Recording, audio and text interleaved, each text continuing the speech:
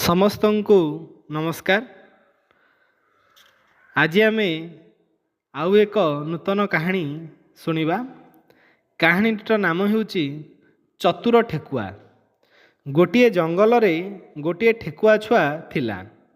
ସେ କାହାରି ସାଙ୍ଗରେ କଳି କରୁନଥିଲା, ସମସ୍ତଙ୍କ ସଙ୍ଗେ ମିଳିମିଶି ରହୁଥିଲା। ତାକୁ ସମସ୍ତେ ଭଲ ପାଉଥିଲେ। ଦିନେ ଗୋଟିଏ ଝିଙ୍କ ପକ୍ଷୀ ତାକୁ ଗୋଟିଏ ସୁନ୍ଦର ଫଳ ଖାଇବାକୁ ଦେଲା। ଠେକୁଆ ଛୁଆ ସେଇ ସୁଆଦିଆ ଫଳ ଖାଇ ଭାରି ଖୁସି ହେଲା। ତାର ଖୁସି ଦେଖି ଝିଙ୍କ ପକ୍ଷୀ ଠେକୁଆ ଛୁଆକୁ ଗୋଟିଏ ଚାରା ଗଛ ଦେଲା ଏବଂ କହିଲା, ଏଇଟି ହେଉଛି ସେଓ ଗଛର ଚାରା। ତମେ ଯେଉଁ ଫଳଟି ଖାଇଲ ତା ନାଁ ହେଉଛି ସେଓ। ଏହି ଚାରା ଗଛଟି ନେଇ ତମେ ତମ ଅଗଣାରେ ପୋତିଦେବ ଏବଂ ଗଛ ମୂଳେ ସାର ପାଣି ଦେଇ ଗଛଟିର ଯତ୍ନ ନେବ। ବର୍ଷକ ପରେ ଏଥିରେ ସେଓ ଫଳିବ। ତମେ ପ୍ରତିଦିନ ଗୋଟେ ଲେଖା ସେଓ ଖାଇବ ଏବଂ ଶୀଘ୍ର ଶୀଘ୍ର ବଡ଼ ହୋଇଯିବ। ଠେକୁଆ ଛୁଆ ଝିଙ୍କ ପଲଙ୍କୁ ଧନ୍ୟବାଦ ଜଣାଇ ଚାରା ଗଛଟି ନେଲା। ନିଜ ଅଗଣାରେ ନେଇ ଗଛଟିକୁ ପୋତିଦେଲା। ଗଛ ମୂଳରେ ପାଣି ଦେଇ ଛୋଟିଆ ବାଡ଼ଟିଏ ମଧ୍ୟ ଗଛ ଚାରିପଟେ ଘେରିଦେଲା। ତା ପରଦିନ ଗୋଟିଏ ହେଟା ବାଘ ଠେକୁଆ ଘରେ ଆସି ପହଞ୍ଚିଲା। ସେତେବେଳକୁ ଠେକୁଆ ଛୁଆ ସେଓ ଗଛ ମୂଳରୁ ଘାସ ବାଛୁଥିଲା। ହେଟା ବାଘ ପଚାରିଲା, ଏଇଟି କି ଗଛ? ଏଥିରେ କି ଫଳ ଫଳେ? ସରଳିଆ ଠେକୁଆ ଛୁଆଟି ଖୁସିରେ କହିଲା, ଏଇଟି ସେଓ ଗଛର ଚାରା। ସେଓ ଫଳ ଭାରି ସୁଆଦିଆ, ଦେହକୁ ବହୁତ ବଳ ଦିଏ। ହେଟା ବାଘ ଏ କଥା ଶୁଣି ଗର୍ଜନ କରି କହିଲା, ତେବେ ତ ମୁଁ ପ୍ରତିଦିନ ସେଓ ଖାଇବା ଉଚିତ।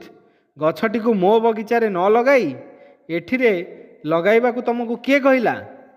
ନିରୀହ ଠେକୁଆ ଛୁଆଟି ଡରିଯାଇ କହିଲା, ଚାରା ଗଛଟିକୁ ମୋତେ ଝିଙ୍କ ପକ୍ଷୀ ଦେଇଛି। ତାକୁ କହିବ ସେ ଆଉ ଗୋଟିଏ ଚାରା ଗଛ ତୁମକୁ ଦେବ। ହେଟା ବାଘ ଏ କଥାରେ ରାଜି ହେଲା ନାହିଁ। ସେ ପୁଣି ଗର୍ଜନ କରି କହିଲା, ସେ କଥା ମୁଁ ଶୁଣିବି ନାହିଁ। ତମେ ଗଛଟିକୁ ଓପାଡ଼ି ମୋ ସାଙ୍ଗରେ ଆସ। ମୋ ବଗିଚାରେ ଗଛଟିକୁ ଲଗାଇ ଦେଇ ଆସିବ, ନହେଲେ ମୁଁ ତୁମକୁ ଖାଇଦେବି। ଠେକୁଆ ଛୁଆଟି କାନ୍ଦୁଣୁ ମାନ୍ଦୁଣୁ ହୋଇ କହିଲା, ମହାଶୟ, ଚାରା ଗଛଟିକୁ ଓପାଡ଼ିଲେ ତାକୁ ବାଧା ହେବ। ଗଛଟି ମୋ ବଗିଚାରେ ଥିଲେ ମଧ୍ୟ ଆପଣ ଫଳ ଖାଇପାରିବେ। ସବୁତକ ଫଳ ମୁଁ ଏକା ଖାଇବି ନାହିଁ। ଆପଣ ବର୍ଷକ ପରେ ଆସିଲେ ଯେତେ ଇଚ୍ଛା ସେତେ ଫଳ ଖାଇବେ। ହେଟା ବାଘ ରାଗିଯାଇ ଗର୍ଜନ କଲା ଏବଂ ଠେକୁଆ ଛୁଆକୁ ଗିଳିଦେବାକୁ ବସିଲା। ଠେକୁଆ ଛୁଆ ଡରିଯାଇ ଚାରା ଗଛଟିକୁ ଓପାଡ଼ି ଦେଲା ଏବଂ ହେଟା ବାଘର ପଛେ ପଛେ ଚାଲିବାକୁ ଲାଗିଲା। ହେଟା ବାଘ ନିଜ ଅଗଣାରେ ପହଞ୍ଚିବା ମାତ୍ରେ ଘର ଭିତରକୁ ଯାଇ ଏକ ଫାଉଡ଼ା ଆଣିଲା। ଫାଉଡ଼ାଟିକୁ ଠେକୁଆ ଛୁଆ ହାତକୁ ବଢ଼ାଇ ଦେଇ କହିଲା, ଏଠାରେ ଗାତ ଖୋଳି ଗଛଟିକୁ ଲଗାଅ। ଠେକୁଆ ଛୁଆ ମୁଣ୍ଡକୁ ଗୋଟିଏ ବୁଦ୍ଧି ଢୁକିଲା। ସେ ହାତ ଯୋଡ଼ି କହିଲା, ମହାଶୟ, ଆପଣଙ୍କ ଫାଉଡ଼ାଟି ବହୁତ ବଡ଼ ଏବଂ ମୋ ହାତଗୁଡ଼ିକ ବହୁତ ସାନ ଏବଂ ସରୁଆ। ଏ ଫାଉଡ଼ାଟିକୁ ମୁଁ ଉଠାଇ ପାରିବି ନାହିଁ। ଆପଣ ଦୟାକରି ଗାତ ଖୋଳନ୍ତୁ, ମୁଁ ଗଛଟିକୁ ଲଗାଇ ଦେବି।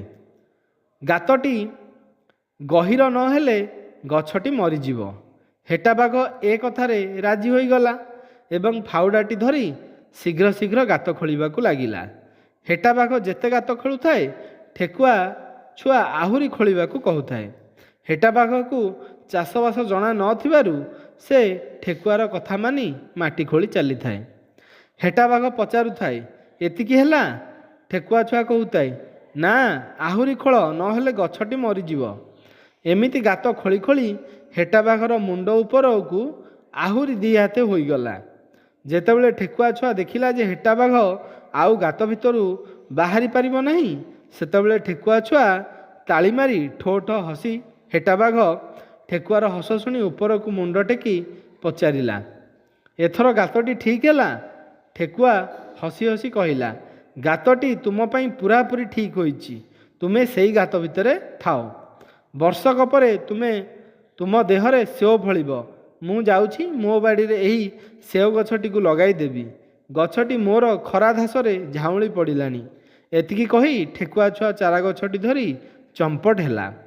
ହେଟା ବାଘ ରାଗରେ ଦାନ୍ତ କଡ଼ମଡ଼ କରିବାରୁ ତାର ଦୁଇ ଚାରିଟା ଦାନ୍ତ ଭାଙ୍ଗିଗଲା। ଗାତ ଭିତରୁ ବାହାରି ଠେକୁଆ ଛୁଆକୁ ଖାଇବ ବୋଲି ସେ ହୁଙ୍କାର ଛାଡ଼ି କୁଦା ମାରିଲା।